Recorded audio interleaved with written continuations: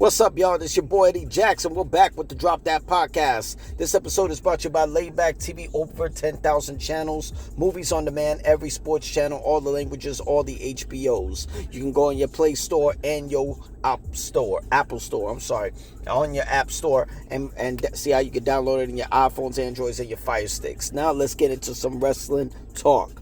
All right, Smackdown occurred. A lot of shit went down. Not too much, but we did get an update when it comes down to Sunday night's main event. That's coming soon in September at State Farm Arena in Atlanta, Georgia.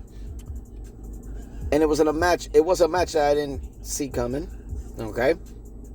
So, United States champion offered Trick Williams a chance to get another shot at the U.S. title. But in order to do that, Baron Corbin would have to step in the ring with the stooge of Trick Williams, Little Yachty. Now, how far did we come when we got certain people like Bad Bunny, Logan Paul, I Show Speed, and now Little Yachty all stepping into the ring? I think we're pretty much losing our fucking nerve with this. There's two people that really should have gotten cut. It's probably Danhausen and Little Yachty. I guess Danhausen is putting numbers in WWEshop.com, and then there's Little Yachty, who's, I guess, the Jimmy Hart. How Jimmy Hart was to Hulk Hogan, I guess Little Yachty is to Trick Williams.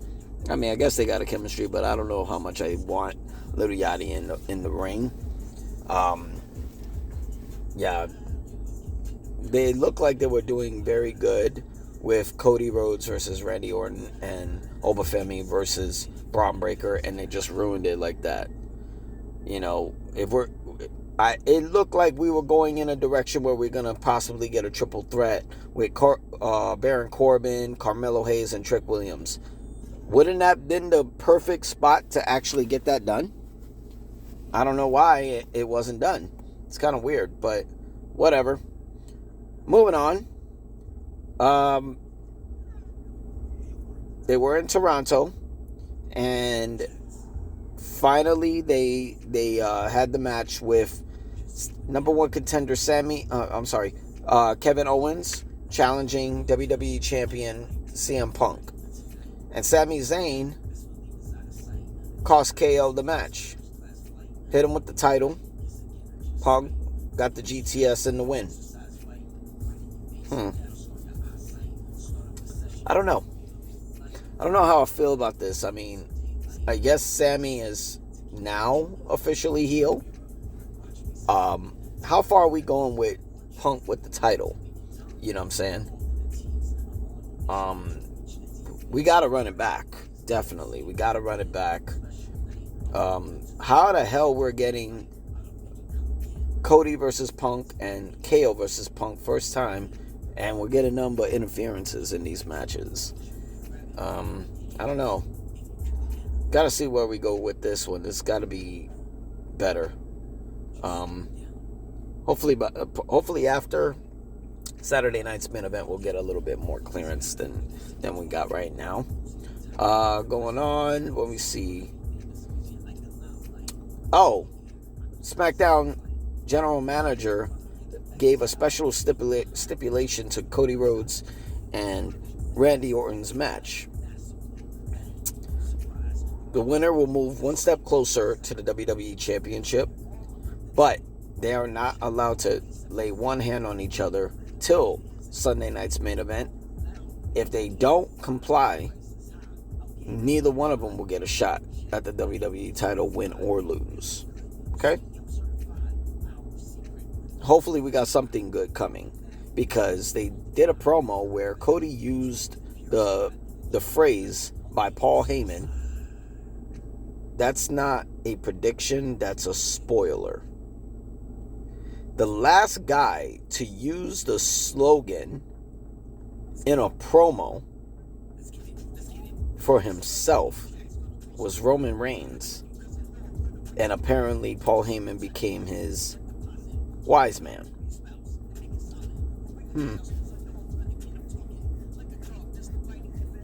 That's interesting. I couldn't have thought Cody was going to heel turn if I needed any other proof that he was going to go heel, it was that.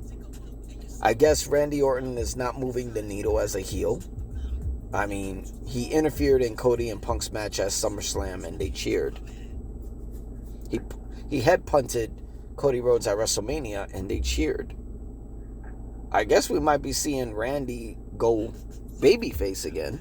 We might do a little switch. This might be an OG move like they did with Stone Cold and Bret Hart back at WrestleMania 13, where that match going into it, Bret was the babyface, Stone Cold was the heel. And by the end of the match, Bret was the heel, Stone Cold was the babyface. This might be one of those things. And somebody actually made a post or a tweet or something like that Cody should resurrect the Four Horsemen. I disagree. Why do we need that? We don't need anything resurrected because we don't have any original members to back that shit up. Okay? They did that shit with the NWO and it was trash. You know what I'm saying? Like, as soon as they split divisions with NWO Black and White and NWO Wolfpack, it started to look a little divided. And then they fucking just lost their mind with NWO after that. It didn't make any sense. There's no Arn Anderson. There's no Barry Windham. There's no Nature Boy Ric Flair. There's nobody. You know what I'm saying? Or even OG Four Horsemen like Flying Brian Pillman or Steve Mongo McMichael. Or, I know people don't like to say his name. I don't give a fuck. I will. The Crippler, Chris Benoit. Even the Iceman, Dean Malenko. There's no fucking OG Four Horsemen anywhere. Why do we need to bring that up?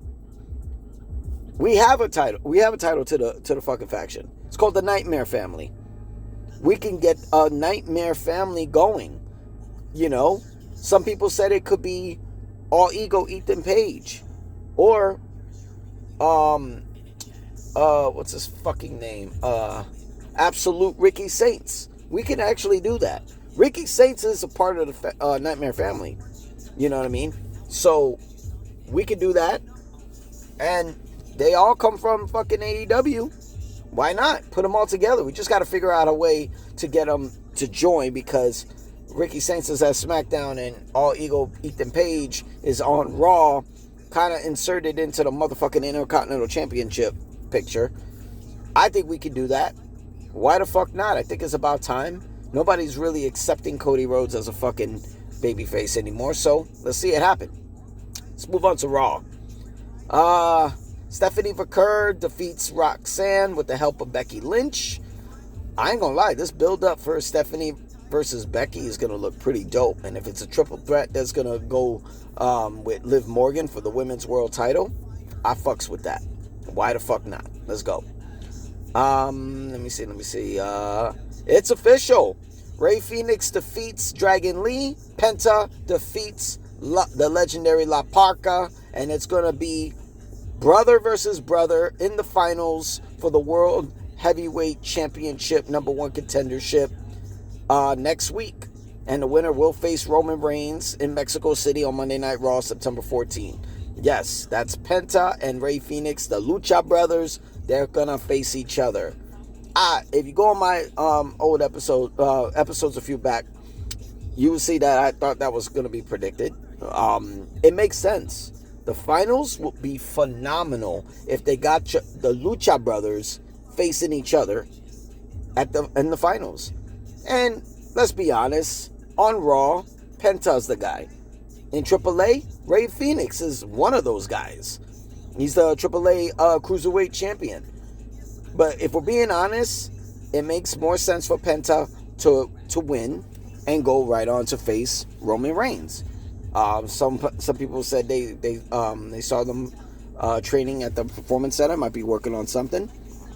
But this is great because how many times did we get Rey Fenix and Penta in the same room, let alone in the ring together? Not much. In AAA, you see them a little bit together. There's moments. We were supposed to get the Lucha Brothers reunion in AAA, but Penta was injured. It's about time. You know what I'm saying? Singles competition, they did pretty well. Ray Phoenix didn't move the needle in SmackDown. He had nobody to tell a story with. AAA, he's doing great things. He's doing great things in this tournament. Penta, what is an outstanding almost 6-month reign as Intercontinental Champion. No, I think it was 6 months out, actually. He got a WrestleMania moment. He retained the title. He dropped it to Chad Gable, but he's done great things. They both got great entrances, music. This is a perfect thing because regardless of what, say Penta does win and goes on to face Roman, we got him in the ring together. It's just a matter of time before we finally get the Lucha Brothers together in the tag team division. That's what we're missing. Okay. Let me see. And Roman Reigns will be on Raw next week, probably to go face to face with the winner. Let's see what happens.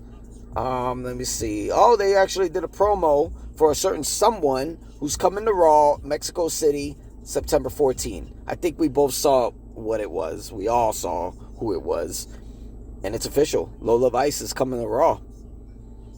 I like that. That mixes things up because I really thought she was going to go to SmackDown. Her going to Raw kind of makes me think that, that's going to be an ally of Stephanie Vaquer. Keep the Latin blood going in there because it'll be a dope-ass match if we can get Lola Vice, Stephanie Vaquer, and Becky Lynch to face Liv Morgan, Roxanne, and Intercontinental Champion Raquel Rodriguez. I fucks with it. Let that happen. So can't wait. Let's see what she could do. I wasn't too fond of certain moments and stories that they were telling. It took her a long time to get to the NXT Championship. She accomplished it, but let's see what we do with that. Let me see what else. Oh, the contract signing between Obafemi and Braun Breaker, right? For their Sunday night's main event. I thought it was dope. I still feel like Braun's going to take it. It's in his hometown with a little help from the Vision, rather if it's Logan, rather if it's Austin. But I think Austin and Logan, Logan can't do nothing. He's injured.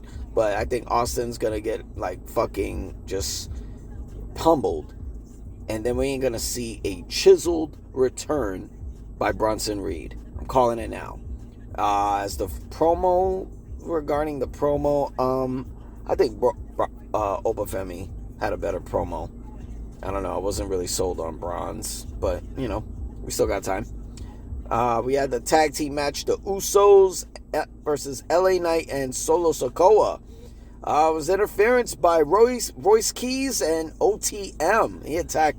You would have think they were just going to attack the Bloodline. Nope. They attacked LA Knight and Solo Sikoa, so it looks like we got a new faction that's coming after everybody, led by Royce Keys. Okay. That looks interesting. I wonder where we're going to go with that. It seems very interesting where we're not going to be joined with LA Knight and Solo Sikoa, but it's going to be a little bit more. But make sure y'all check out fucking Sunday NXT Heat Wave. The Fatal 4-Way is going down. Zilla Fatu, Cruz Montana, Grayson Waller, and all challenging Tony D'Angelo for the NXT Championship. Someone said Zilla Fatu is just, trying to spark some flames over there, but he ain't really going to stay too long.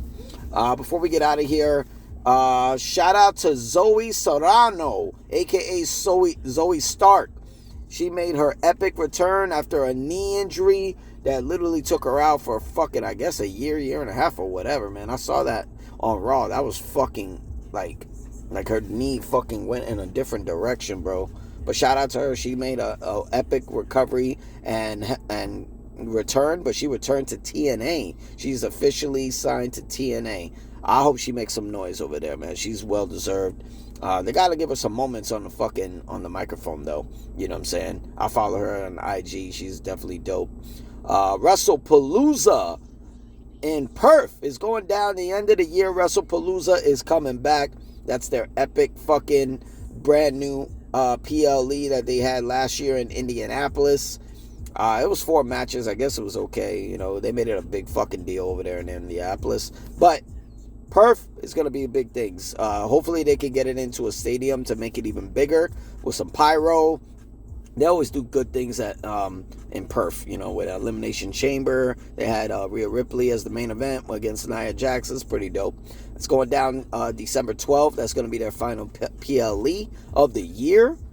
Yeah, because I think they are pretty much done for the rest of the year before they get to next year for Royal Rumble, Road to WrestleMania.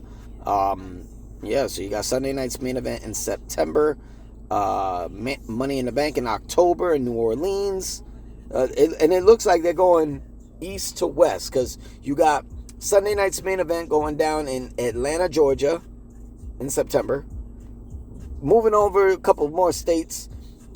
Money in the Bank in October in New Orleans, Louisiana. Moving more to the next state when it comes down to Survivor Series War Games is going down in Houston, Texas. Then it's going to be a little weird because in December we're going to go to Australia, Perth, I think that's South Australia, in December for WrestlePalooza. And then we're going to come back to the West and go to Arizona for the Royal Rumble. But at least they got the rest of the year taken down. And before we get out of here, last thing, Avery Styles is being officially signed to TNA. That's the son of the legendary Hall of Famer AJ Styles. I don't know. Some people could say it's a little too soon. You know, very too soon. He might be fast tracked, but I hope AJ is behind the scenes, giving his advice to Avery, you know, in his run. They're going to officially sign Avery Styles at Lockdown 20 years after AJ Styles' debut at Lockdown. That's pretty dope. So let's see what they do. All right. That's the Drop That Podcast. This is your boy Eddie Jax. Make sure y'all subscribe. You know what I'm saying? Let's get the hype up. Leave some comments. Let me know what you think. You think KO's going to be able to pull that title off of CM Punk? Do you think Cody Rhodes is finally going to do what people want, which is a official heel turn? Are you happy for Zoe Serrano and Avery Styles signing to TNA? And last but not least, who you got between Opa Femi and Braun Breaker? Okay? Y'all be easy. Peace.